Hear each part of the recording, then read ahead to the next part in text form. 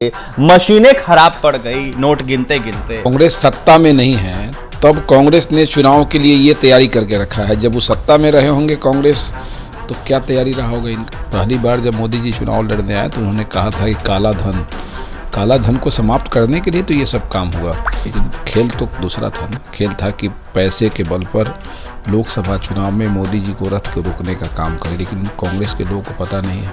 इशारा किसके तरफ है पवन जायसवाल जी? मेरा इशारा क्या रहेगा? माध्यम आप बता रहे हैं। माध्यम तो बोले तो धीरज साहू जी माध्यम है, पैसा तो भाई कांग्रेस ही का। करवाएंगे क्या भाई? कांग्रेस का पैसा है, कांग्रेस के सांसद है, तो पैसा भाजपा का थोड़े हो सकता है। धीरज साहू जी ऐसे कई लोग होंगे जिनके यहाँ इस तरह कांग्रेस का पैसा रखा हुआ होगा। लोकसभा चुनाव में भी यही होने वाला है, लेकिन ये चाहते हैं कि धनबल के सहारे हम इसको परिवर्तित कर दें। दावा तो कई किया जा रहा था 3 राज्यों के चुनाव को लेकर। ये दवा ही कर सकते हैं ना। कांग्रेस के नेताओं को फंसाया जा रहा है। कांग्रेस के नेता को फंसाने के लिए 310 करोड़ रुपया कहां से लाके दिया जाएगा? कोई झारखंड पहला राज्य नहीं है जहां ऐसा हुआ है। कांग्रेस के शासन काल में भी ऐसा होता था, लेकिन वो टारगेटेड करके करते थे, और भाजपा के राज्य में टारगेटेड काम नहीं होता है। पवन जी, अमित शाह बिहार आ रहे हैं, कई सारे मायने लगाए जा रहे हैं, कहा यह जा रहा है कुछ भी हो सकता है, बिहार के सियासत में कुछ उलटफेर होगा, कई अनेक राज्यों के मुख्यमंत्री भी पहुंच रहे हैं, क्या कुछ होने वाला है? धन्यवाद है नीतीश जी को कि उन्होंने अमित शाह की अगुवाई वाली बैठक में बैठने के लिए जाने का मन बना लिया है। इसके कोई भी मंत्री आए और उनसे राज्य सरकार का बेहतर रिश्ता होगा तो राज्य का विकास होगा। एक आम नागरिक के नाते और एक जनप्रतिनिधि के नाते, बिहार विधानसभा के सदस्य के नाते निश्चित रूप से हम लोग चाहेंगे कि राज्य सरकार केंद्र सरकार के साथ बेहतर संबंध बना के और राज्य के विकास को गति दे, चूंकि हमें देश के साथ साथ बिहार के विकास से भी मतलब है। कांग्रेस के झारखंड से राज्यसभा सांसद धीरज साहू के कल कई ठिकानों पर छापेमारी पड़ी। ऐसे में 300 करोड़ से ऊपर कहीं ना कहीं कैश की बरामदगी हुई। हमारे साथ बात करने के लिए बीजेपी से ढाका विधायक पवन जायसवाल है। पवन जी, कैसे देख रहे हैं जिस तरीके से धीरज साहू के कई ठिकानों पर छापेमारी पड़ी, उसके बाद कई करोड़ मिले, मशीनें खराब पड़ गई नोट गिनते गिनते? अब समझ लीजिए, कांग्रेस सत्ता में नहीं है तब कांग्रेस ने चुनाव के लिए ये तैयारी करके रखा है। जब वो सत्ता में रहे होंगे कांग्रेस तो क्या तैयारी रहा होगा इनका। मशीन फेल कर गया, 310 करोड़ रुपया बरामद हुआ।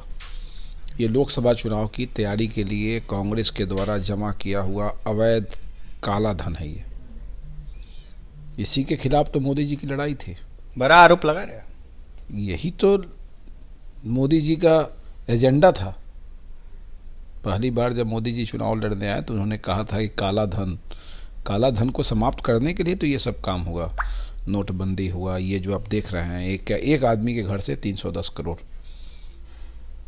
धीरज साहू जी तो ये एक माध्यम है, इसके पीछे तो बड़ा गेम है ना, तैयारी है। छोटी मछली मतलब धीरज जी छोटी मछली की बात नहीं। मछली क्या हो, तो माननीय सांसद है, उनको मछली हम कैसे कह सकते हैं जी। धीरज जी तो एक माध्यम है।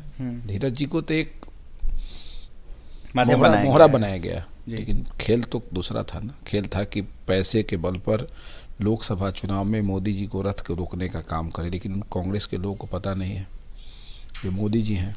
इशारा किसके तरफ है पवन जायसवाल जी? मेरा इशारा क्या रहेगा? माध्यम आप बता रहे हैं। माध्यम तो बोले तो धीरज साहू जी माध्यम है, पैसा तो भाई कांग्रेस ही का। कांग्रेस का पैसा है। ये लोकसभा चुनाव में मोदी जी के रथ को रोकने के लिए, धनबल के सहारे मोदी जी के रथ को रोकने का ये अभियान था, एक साजिश थी, जो साजिश धीरे धीरे समाप्ति की ओर है। ऐसा तो नहीं राहुल गांधी करवा रहे हैं ऐसा? अरे जो करवाएंगे क्या भाई? कांग्रेस का पैसा है, कांग्रेस के सांसद है, तो पैसा भाजपा का थोड़े हो सकता है। तो राहुल जी शामिल कैसे नहीं होंगे उसमें? धीरज साहू जी ऐसे कई लोग होंगे जिनके यहाँ इस तरह कांग्रेस का पैसा रखा हुआ होगा, लेकिन धीरज जी ठीक है, धीरज जी के यहाँ से बरामद हो गया तो धीरज साहू जी का बात आ गया। लेकिन कितने लोग होंगे? कांग्रेस पूरे देश में मोदी जी के रथ के रोकने के लिए, भाजपा के राष्ट्रीयता पर जो काम हो रहा है इसको बाधित करने के लिए कांग्रेस के लोगों ने ये साजिश रचा है, और लगातार इस अभियान में ये लगे हैं कि धनबल के सहारे लोकतांत्रिक व्यवस्था में जनता का जो वोट का अधिकार है उसको हम किसी ढंग से प्रभावित करें। लेकिन देश की जनता समझदार है। अभी 3 विधानसभा चुनावों में इन्होंने कांग्रेस के लोगों को औकात दिखाने का काम किया है हिंदुस्तान की जनता ने। तो लोकसभा चुनाव में भी यही होने वाला है, लेकिन ये चाहते हैं कि धनबल के सहारे हम इसको परिवर्तित कर दें। दावा तो कई किया जा रहा था 3 राज्यों के चुनाव को लेकर। ये दवा ही कर सकते हैं ना। जनता के हित में ये काम नहीं करते हैं, इसलिए जनता इनके पक्ष में हो ही नहीं सकता है। इनको कई दशक तक बिहार की जनता ने, देश की जनता ने, उन 3 राज्यों की जनता ने देखा, इसलिए इनका सपना है और वो सपना इनका टूट चुका है।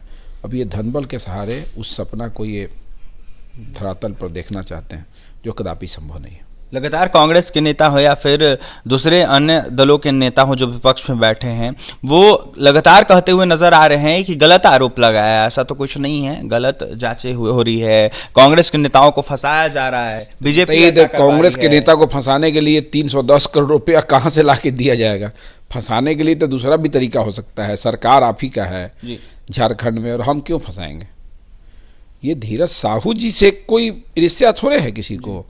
आप जब लोकतांत्रिक व्यवस्था में गलत तरीका से आप धन अर्जित करेंगे, गलत तरीका से आप राजनीतिक चक्रव्यूह रचने का काम करेंगे, गलत तरीके से आप अच्छे चीज़ को बुरा साबित करने का प्रयास करेंगे, तो जो भी स्वतंत्र विभाग है, जिसको राइट है काम करने का, इन चीज़ों को देखने का, उनके द्वारा ये अभियान चलाया जाता है। और कोई झारखंड पहला राज्य नहीं है जहां ऐसा हुआ है। कांग्रेस के शासन काल में भी ऐसा होता था, लेकिन वो टारगेटेड करके करते थे, और भाजपा के राज्य में टारगेटेड काम नहीं होता है। भाजपा के राज्य में जब भी कहीं सूचना मिलती है, जो स्वतंत्र इकाई है वो काम करते हैं। और ये भी एक मिला, ऐसा नहीं है कि धीरज जी के घर पर पुलिस गया और कुछ मिला नहीं, ठीक है ना। ये कांग्रेस सीधा समझ लीजिए ना कि अप्रत्यक्ष रूप से कांग्रेस का ये पूरे देश में इस प्रकार का अभियान है। ये तो शुरुआत हुआ है, पूरे देश में आपको दिखेगा कि कांग्रेस ने काला धन के सहारे देश में सत्ता परिवर्तित करने का एक कुचक्र रचने का काम किया है, और अन्य जगह से भी ये मामले आपको सामने आएंगे। जो गलत करेंगे उन पर कार्रवाई होगी निश्चित रूप से ये जो स्वतंत्र इकाई है, स्वतंत्र एजेंसीज हैं, इनके द्वारा इस प्रकार का अभियान जारी ही रखना चाहिए। पवन जी, अमित शाह बिहार आ रहे हैं, कई सारे मायने लगाए जा रहे हैं, कहा यह जा रहा है कुछ भी हो सकता है, बिहार के सियासत में कुछ उलटफेर होगा, कई अनेक राज्यों के मुख्यमंत्री भी पहुंच रहे हैं, क्या कुछ होने वाला है? धन्यवाद है नीतीश जी को कि उन्होंने अमित शाह की अगुवाई वाली बैठक में बैठने के लिए जाने का मन बना लिया है, और जाना भी चाहिए। जब देश के कोई भी मंत्री आए और उनसे राज्य सरकार का बेहतर रिश्ता होगा तो राज्य का विकास होगा। एक आम नागरिक के नाते और एक जनप्रतिनिधि के नाते, बिहार विधानसभा के सदस्य के नाते निश्चित रूप से हम लोग चाहेंगे कि राज्य सरकार केंद्र सरकार के साथ बेहतर संबंध बना के और राज्य के विकास को गति दे, चूँकि हमें देश के साथ साथ बिहार के विकास से भी मतलब है। टकराहट में कार्य बाधित होते हैं, बैठकों से परहेज कीजिएगा तो दूसरा भी व्यक्ति को लगेगा कि भाई इसे विकास से मतलब नहीं है, विकास बाधित होगा।